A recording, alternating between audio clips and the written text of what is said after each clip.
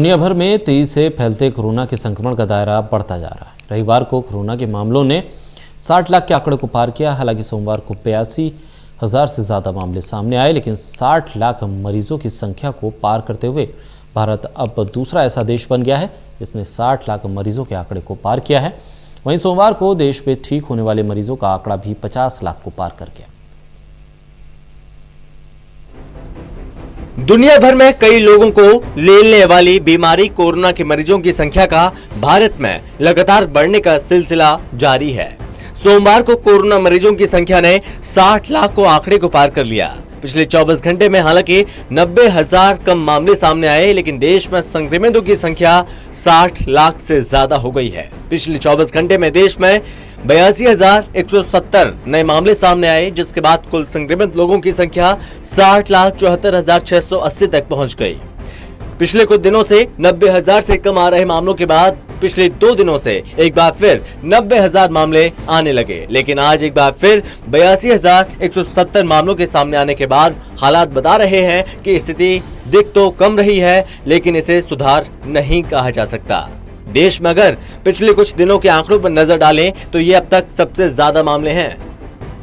22 सितंबर को 74,903 नए मामले, इसी के साथ कुल मामले हुए 55,62,483।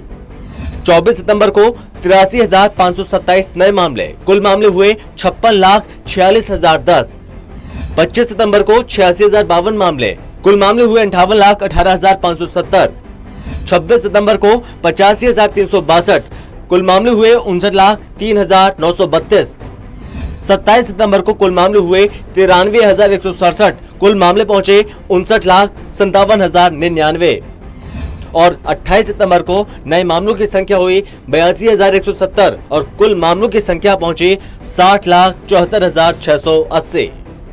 ये आंकड़े बता रहे हैं कि सितंबर में लगातार हर रोज आने वाले आंकड़ों में पिछले कई दिनों से हर रोज उतार चढ़ाव देखने को मिल रहा है। कभी कुछ दिनों तक लगातार 90,000 से ज्यादा मामले सामने आ जाते हैं, तो कभी फिर कुछ दिन तक आंकड़े 80,000 से ज्यादा आने लगते हैं, जो बता रहा है कि लगातार आंकड़ों में बदलाव हो रहा है।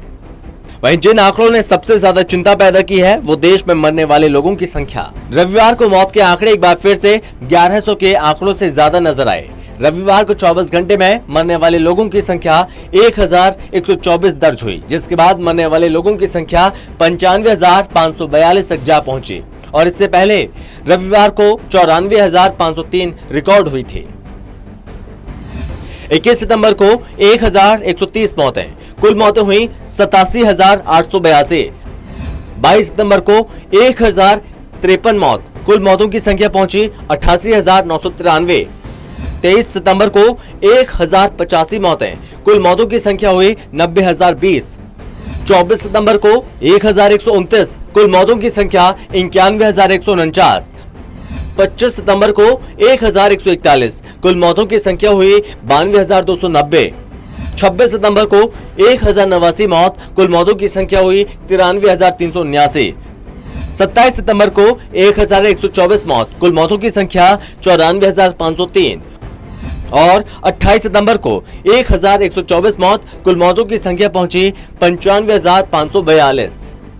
ये आंकड़े बता रहे हैं कि संक्रमितों की संख्या बढ़ने के साथ मरने वाले लोगों की संख्या 1200 के जाने के बाद पहले 1,000 तक पहुंची और उसके बाद आज एक बार फिर से 1100 से ज्यादा दर्ज हुई। वहीं मृत्यु दर की स्थिति पर नजर डालें तो पता चलता है कि अभी भी भारत की मृत्यु दर दुनिया में सबसे कम बनी हुई है, जो कि 1.58% बनी है। वहीं देश में एक्टिव मामलों की संख्या को देखें तो रविवार को ये संख्या 9,60,969 रिकॉर्ड हुई थी, जबकि सोमवार को ये संख्या 9,62,640 रिकॉर्ड हुई, जबकि रविवार को मरने वाले लोगों की संख्या 1,124 तक जा पहुंची थी, जो सोमवार को एक बार फिर 1,124 ही सामने आई। पिछले कुछ दिनों में मरने वाले लोगों की संख्या पर नजर डालें तो पता चलता है कि कैसे लगातार मरने वाले लोगों की संख्या 1200 तक पहुंचने के बाद कुछ दिनों से 1,000 के बीच आ रही है, जबकि ठीक होने वाले लोगों की संख्या 49 लाख के आंकड़े से अब 50 लाख के आंकड़े को पार करते हुए 50,16,520 में पहुंच गई है।